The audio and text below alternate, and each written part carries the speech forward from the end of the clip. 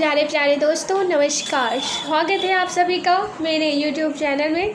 और आज हम लोग NCERT का क्लास 12 चैप्टर 14 यानी कि 14 को अच्छे से पढ़ेंगे।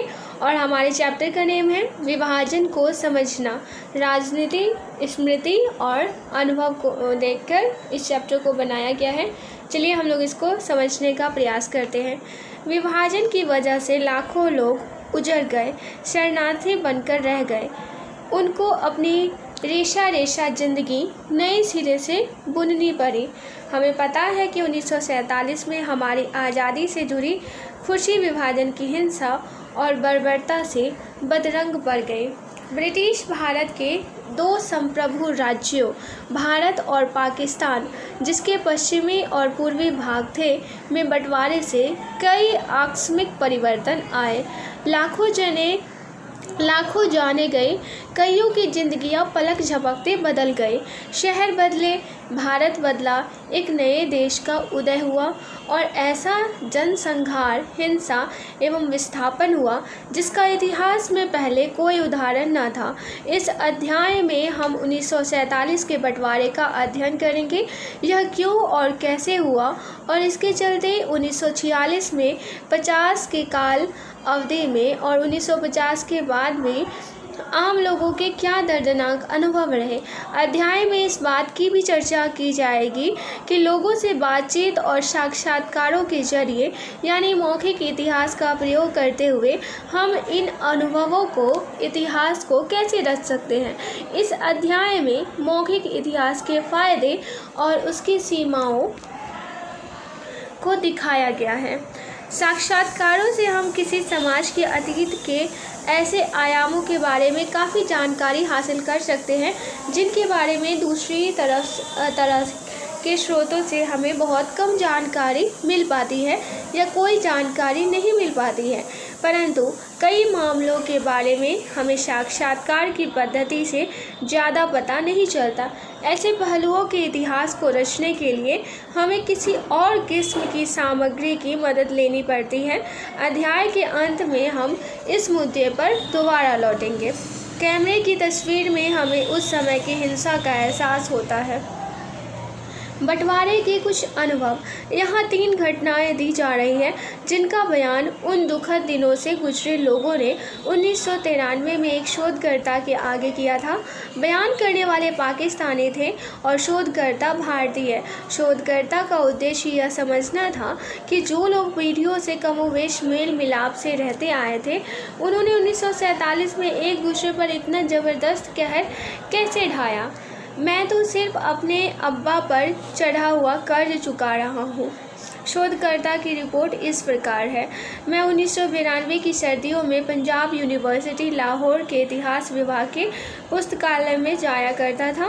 वहाँ अब्दुल लतीफ़ नामक एक धर्मनिष्ठ अधेड़ सज्जन मेरी बहुत मदद किया करते थे, जितना उनके लिए करना ज़रूरी था उससे भी आगे जाकर वे मुझे आवश्यक सामग्री मुहैया करा देते थे और मेरी अनुरोध हुई फ़ोटोकॉपियाँ अगली सुबह मेरे पहुंचने के पहले ही बड़े कायदे से तैयार रखते थे। मेरे काम के प्रति उनका यह रवैया मुझे इतना अनोखा लगता था कि एक दिन मैं अपने को रोक ना पाया और पूछ ही बैठा, लतीफ़ साहब, आप ज़रूरत से ज़्यादा आगे बढ़ कर मेरी इतनी मदद क्यों करते हैं। अपनी घड़ी पर नज़र डालकर उन्होंने लपक कर अपनी नमाजी टोपी उठाई और कहा, अभी तो मुझे तुरंत नमाज के लिए जाना है, पर लौटकर मैं आपके सवालों का जवाब ज़रूर दूंगा। आधे घंटे बाद अपने दफ्तर में लौटते ही उन्होंने बात आगे बढ़ाई।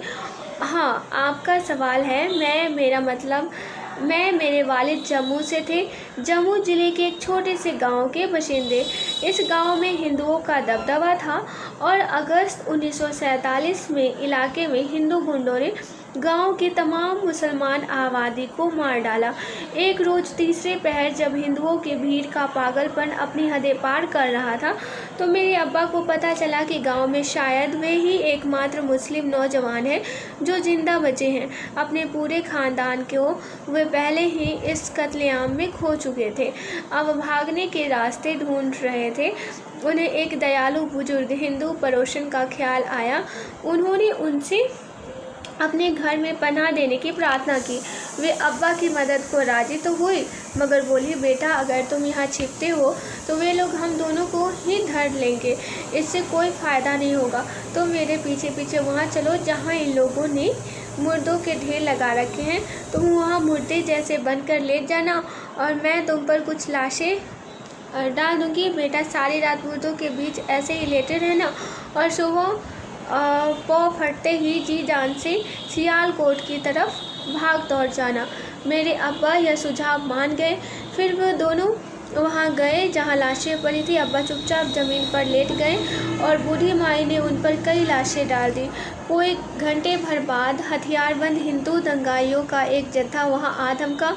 उनमें से एक चिल्लाया, किसी में कुछ जान बची है, और दूसरे लोग अपनी अनगढ़ लाठियों और बंदूकों से उस ढेर में जिंदगी के आसार तलाशने लगे। कोई चिल्लाया, अरे यह लाश की कलाई पर घड़ी है। उसने राइफल का कुंदा जोर से अब्बा की उंगली पर दे मारा। अब्बाजी बताया करते थे कि घड़ी वाली कलाई की फैली हथेली को बिल्कुल बिना हिलाए रखना उनके लिए कितना मुश्किल था। किसी तरह कुछ सेकंड तक वे ऐसा करने में कामयाब रहे। तभी दंगाइयों में से कोई बोला, अरे एक घड़ी ही तो है, चलो चलो यहाँ से, अंधेरा होने लगा है। अब्बा जी की तकदीर थी कि वे लोग चले गए और मेरे अब्बा पूरी रात उस मरघट के माहौल में लेटे रहे। सुबह की उजास होते ही वे सचमुच अपनी जान लेकर ही भागे। सियालकोट पहुँचने तक वे रुके ही नहीं। मैं आपकी मदद इसलिए करता हूँ कि एक हिंदू माई ने मेरे अब्बा की मदद की थी। मैं तो सिर्फ अपने अब्बा पर चढ़ा हुआ कर्ज चुका रहा हूँ। मैंने कहा, मगर मैं तो हिंदू नहीं, सिख खानदान से, या हद से ज़्यादा एक मिले जुले हिंदू सिख खानदान से हूँ। मैं ठीक ठाक नहीं जानता कि आपका मजहब क्या है। आप केश भी नहीं रखते हैं और मुसलमान भी नहीं हैं, सो मेरे लिए तो आप हिंदू ही हैं। और मैं जो थोड़ा बहुत आपके लिए करता हूँ वो इसलिए कि एक हिंदू माई ने मेरे अब्बा को बचाया था। स्रोत 2 को पढ़िए। वर्षों हो गए मैं किसी पंजाबी मुसलमान से नहीं मिला। शोधकर्ता का दूसरा किस्सा लाहौर के एक यूथ हॉस्टल के मैनेजर के बारे में है।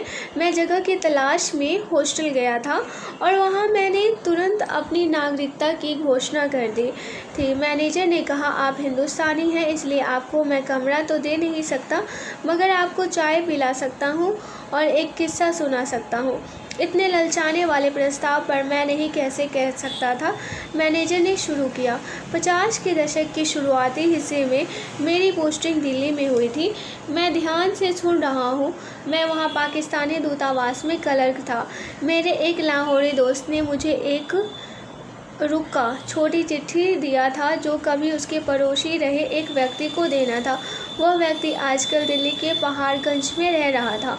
एक दिन मैं अपनी साइकिल लेकर पहाड़गंज को चल पड़ा। जैसे ही मैंने सेंट्रल सेक्रेटरीट के पास वाले कैथेड्रल बड़ा गिरजाघर को पार किया, मुझे एक सिख साइकिल पर जाता दिखाई दिया।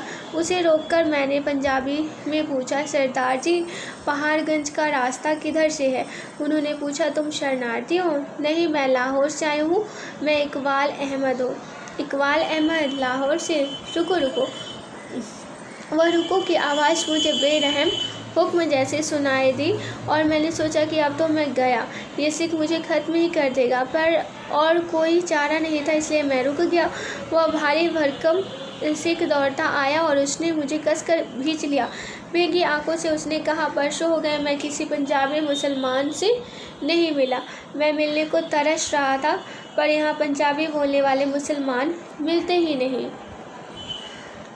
1 करोड़ से ज़्यादा लोग अपने अपने वतन से उजड़ गए और दूसरी जगहों पर जाने के लिए मजबूर हो गए। स्रोत 3, ना नहीं, तुम कभी हमारे नहीं हो सकते। शोधकर्ता की तीसरी घटना इस प्रकार है। मुझे अभी भी 1992 में लाहौर में मिले एक आदमी की बहुत अच्छी तरह याद आता है। वो गलती से मुझे विदेश में पढ़ने वाला पाकिस्तानी समझ बैठा था। जाने किस वजह से वो मुझे पसंद करने लगा था। वो मुझसे अनुरोध कर रहा था कि पढ़ाई पूरी करके मैं कौम की खिदमत करने के लिए वापस लौट आऊँ। मैं भारत का नागरिक हूँ। तो एकदम से उसका लहजा बदल गया और अपने आप को भरसक रोकते रोकते भी उसके मुंह से निकल गया, ओह हिंदुस्तानी। मैं समझा था आप पाकिस्तानी हैं। मैं उसे समझाने की पूरी कोशिश की कि मैं अपने आप को दक्षिण एशियाई मानता हूँ, पर वह अड़ा रहा। नहीं, तुम कभी हमारे नहीं हो सकते। तुम्हारे लोगों ने 1947 में मेरा पूरा गांव का गांव साफ कर दिया था। हम कट्टर दुश्मन हैं और हमेशा रहेंगे। प्रत्येक स्रोत में आपस में बातचीत करने वाले इन लोगों के रूप के बारे में हमें क्या पता चलता है? ये कहानियाँ लोगों की विभाजन संबंधी विभिन्न स्मृतियों के बारे में हमें क्या बताती है? इन लोगों ने खुद को और एक दूसरे को कैसे पेश किया और पहचाना? विभाजन संबंधी लेखन में ऐसी कहानियों के महत्व का मूल्यांकन कीजिए। ऐतिहासिक मोड़, बंटवारा या महाध्वंस, होलोकॉस्ट। अभी जो संस्मरण पेश किए गए हैं उनसे बंटवारे के दौरान हुई चौतरफा हिंसा का पता चलता है। कई लाख लोग मारे गए, न जाने कितनी औरतों का बलात्कार और अपहरण हुआ, करोड़ों उजड़ गए, रातों रात अजनबी ज़मीन पर रिफ्यूजी बनकर रह गए। इंसानी नुकसान का कोई सटीक हिसाब लगाना नामुमकिन है। काबिल और जानकार विद्वानों के अनुमानों में भी मरने वालों की संख्या 2 लाख से 5 लाख तक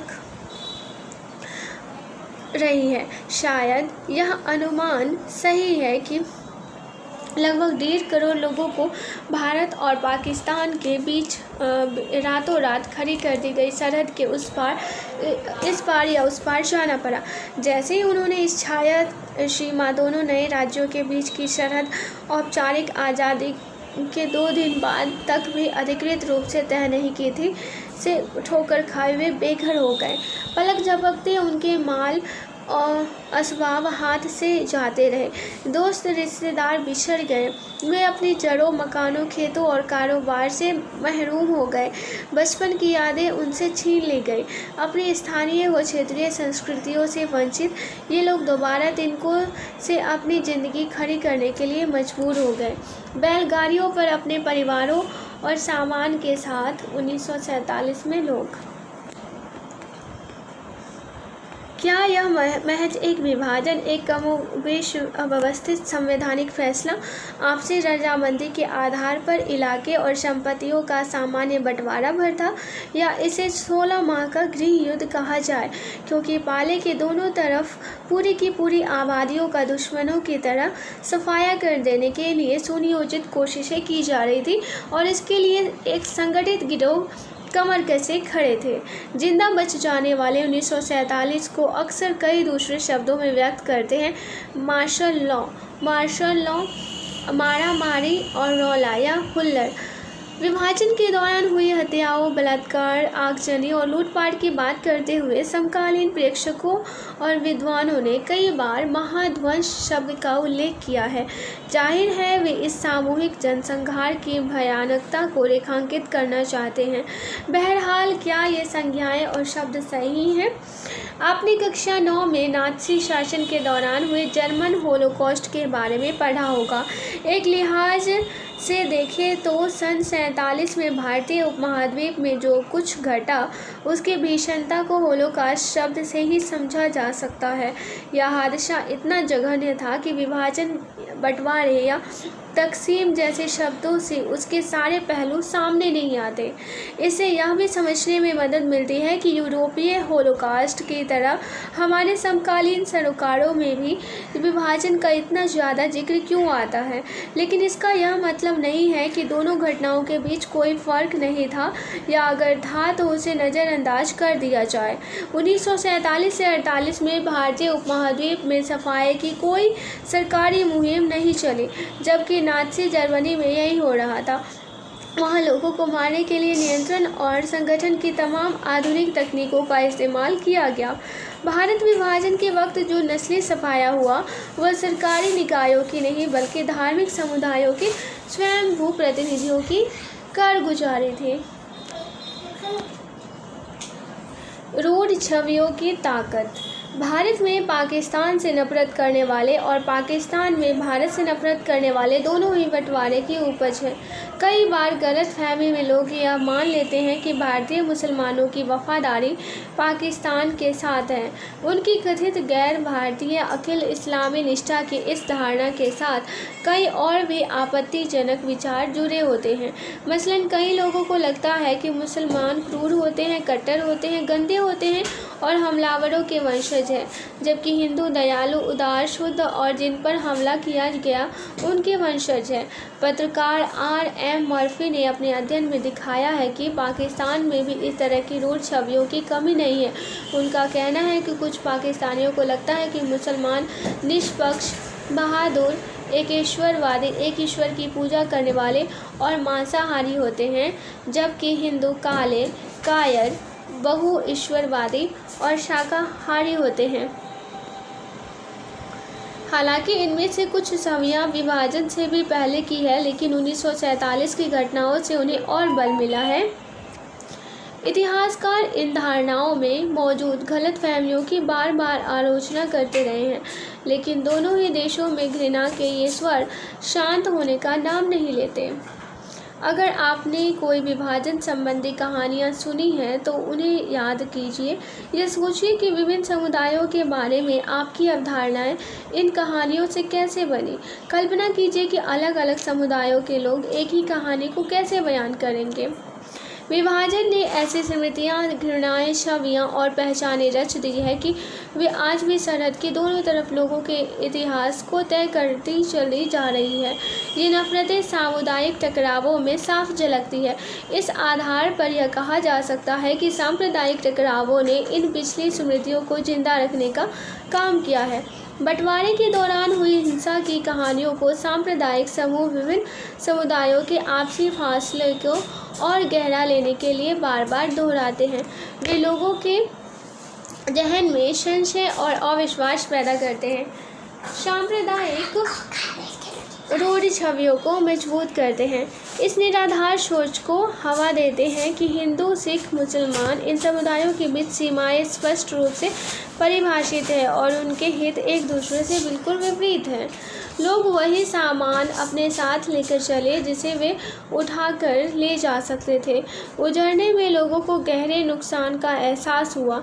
जहां वे पीढ़ियों से रह रहे थे, उन स्थानों से उनका विच्छेद हो गया। पाकिस्तान और भारत के संबंध बंटवारे की इस विरासत से गहरे तौर पर तय होते रहे हैं।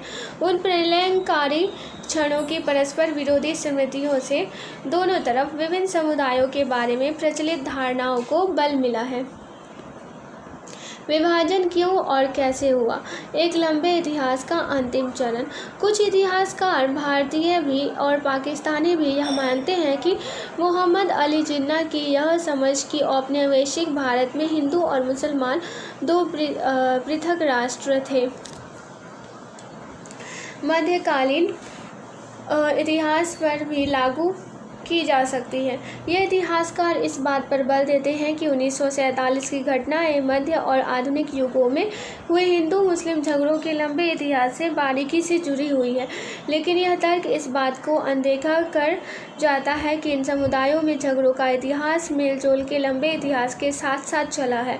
फिर यह भी महत्वपूर्ण है कि हिंदू मुसलमानों में कई तरह के सांस्कृतिक आदान प्रदान रहे हैं। जो लोग दक्षिण एशिया में हिंदू मुस्लिम झगड़ों की निरंतरता की बात करते हैं, यह नहीं देखते हैं कि लोगों की मानसिकता पर बदलती परिस्थितियों का असर होता है। कुछ विद्वान यह मानते हैं कि देश का बंटवारा एक ऐसी सांप्रदायिक राजनीति का आखिरी बिंदु था जो 20वीं शताब्दी के प्रारंभिक दशकों में शुरू हुई। उनका तर्क है कि अंग्रेजों द्वारा 1909 में मुसलमानों के लिए बनाए गए पृथक चुनाव क्षेत्र, जिनका 1919 में विस्तार किया गया, का सांप्रदायिक राजनीति का प्रकृति पर प्रभाव पड़ा। पृथक चुनाव क्षेत्रों की वजह से मुसलमान विशेष चुनाव क्षेत्रों में अपने प्रतिनिधि चुन सकते थे।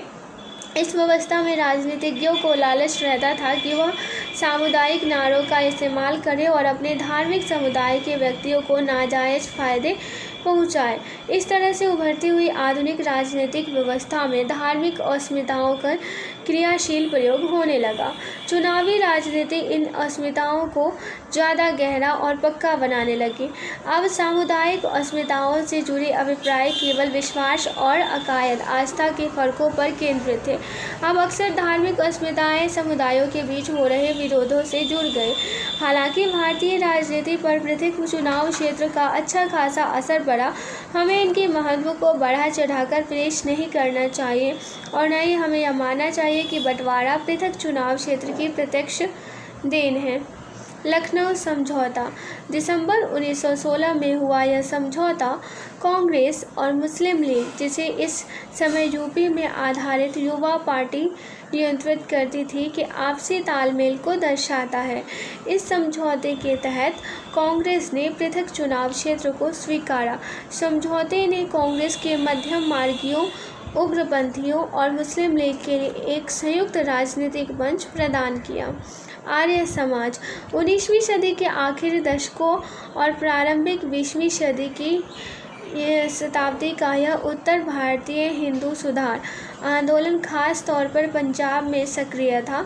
आर्य समाज वैदिक ज्ञान का पुनरुत्थान कर उसको विज्ञान की आधुनिक शिक्षा से जोड़ना चाहता था।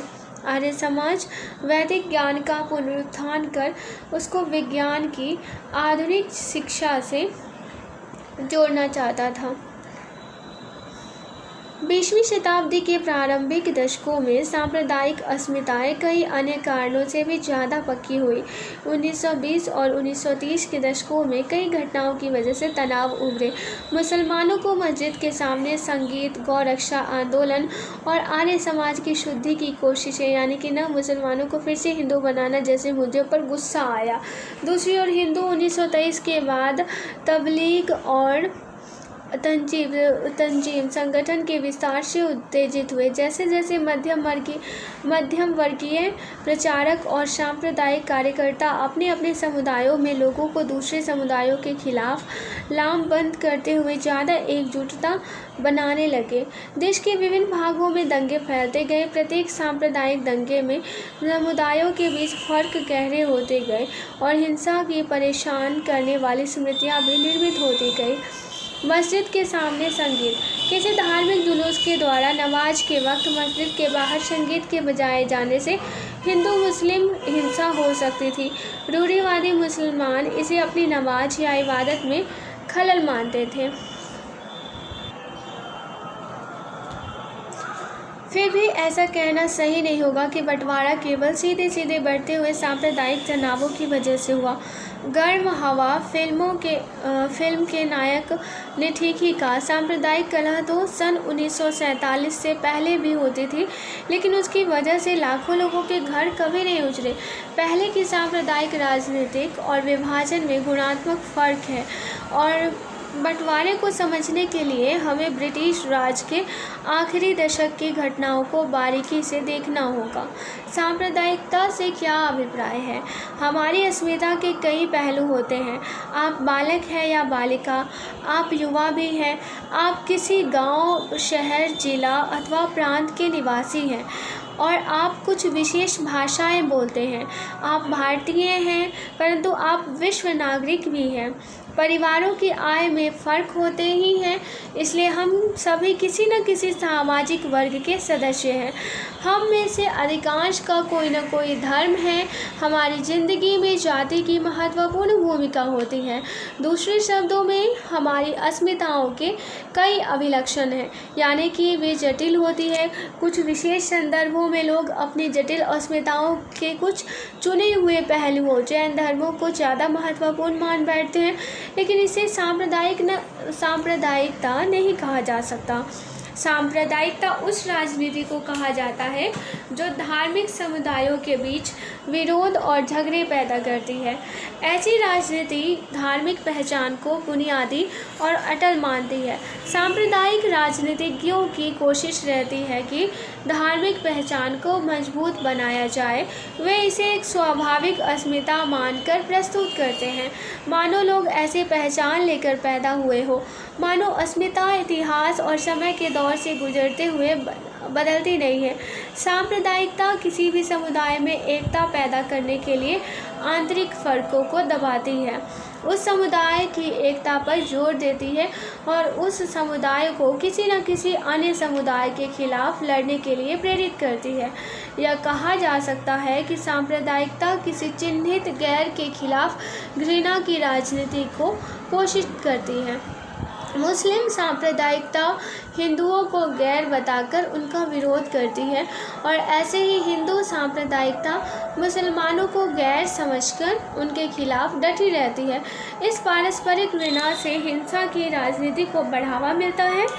इसका अर्थ है कि सांप्रदायिकता धार्मिक अस्मिता का विशेष तरह से राजनीतिकरण है और जो धार्मिक समुदायों में झगड़े पैदा करवाने की कोशिश करता है। किसी भी बहुधार्मिक देश में धार्मिक राष्ट्रवाद का शब्दों का अर्थ भी सांप्रदायिकता के करीब करीब हो सकता है। ऐसे देश में अगर कोई व्यक्ति किसी धार्मिक समुदाय को राष्ट्र मानता है तो विरोध और झगड़ों के बीज उगो रहा है। एक बार फिर से समझ लीजिएगा। इसका अर्थ है कि सांप्रदायिकता धार्मिक अस्मिता का विशेष तरह से राजनीतिकरण है जो धार्मिक समुदायों में झगड़े पैदा करने की कोशिश करता है। किसी भी बहुधार्मिक देश में धार्मिक राष्ट्रवाद शब्दों का अर्थ भी सांप्रदायिकता के करीब करीब हो सकता है। ऐसे देश में अगर कोई व्यक्ति किसी धार्मिक समुदाय को राष्ट्र मानता है तो वो विरोध और झगड़े के बीज बो रहा है। 1937 में प्रांतीय चुनाव और कांग्रेस मंत्रालय। प्रांतीय संसदों के गठन के लिए 1937 में पहली बार चुनाव कराए गए। इन चुनावों में मताधिकार केवल 10 से 12% लोगों के पास था। इन चुनावों में कांग्रेस के परिणाम अच्छे रहे। उसने 11 में से 5 प्रांतों में पूर्ण बहुमत प्राप्त किया और 7 में अपनी सरकारें बनाई। मुसलमानों के लिए आरक्षित चुनाव क्षेत्रों में कांग्रेस का प्रदर्शन अच्छा नहीं रहा, परंतु मुस्लिम लीग भी इन क्षेत्रों में बहुत अच्छा नहीं कर पाई। उसे इस चुनाव में संपूर्ण मुस्लिम वोट का केवल 4.4% ही हिस्सा मिल पाया। उत्तर पश्चिम सीमा प्रांत में उसे एक सीट भी नहीं मिली। पंजाब का 84 आरक्षित सीटों में से उसे सिर्फ 2 प्राप्त हुई और सिंध में 33 में से 3 प्राप्त हुई। मुस्लिम लीग को 1906 में ढाका में शुरू किया गया। जल्द ही लीग यूपी के विशेषकर अलीगढ़ के मुस्लिम सम्राट वर्ग के प्रभाव में आ गई। 1940 के दशक में पार्टी भारतीय महाद्वीप के मुस्लिम बहुल क्षेत्रों की स्वायत्तता या फिर पाकिस्तान की मांग करने लगी।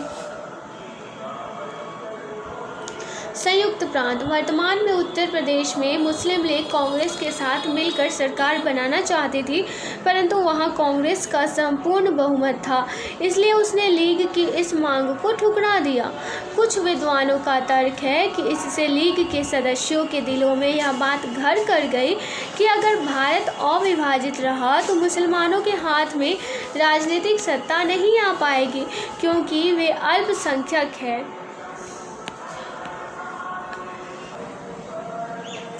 ऐसे समझ के पीछे लीग की यह मान्यता थी कि मुस्लिम हितों का प्रतिनिधित्व एक मुस्लिम पार्टी ही कर सकती है और कांग्रेस एक हिंदू दल है। परंतु जिन्ना की जिद की लीग को मुसलमानों का एकमात्र प्रवक्ता माना जाए। उस समय बहुत कम लोगों को मंजूर थी।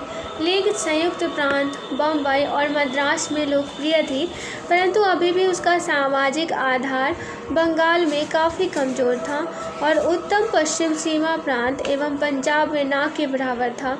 सिंध में भी लीग सरकार नहीं बना पाई थी और केवल 10 साल बाद ही इन सभी प्रांतों से पाकिस्तान बनाया गया।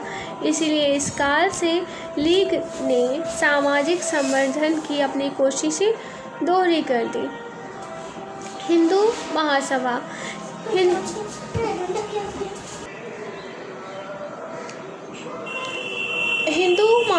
हिंदू महासभा की स्थापना 1915 में हुई।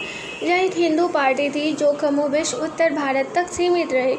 यह पार्टी हिंदुओं के बीच जाति एवं संप्रदाय के फर्कों को खत्म कर हिंदू समाज में एकता पैदा करने की कोशिश करती थी। हिंदू महासभा हिंदू अस्मिता को मुस्लिम अस्मिता के विरोध में परिभाषित करने का प्रयास करने हिंदू अस्मिता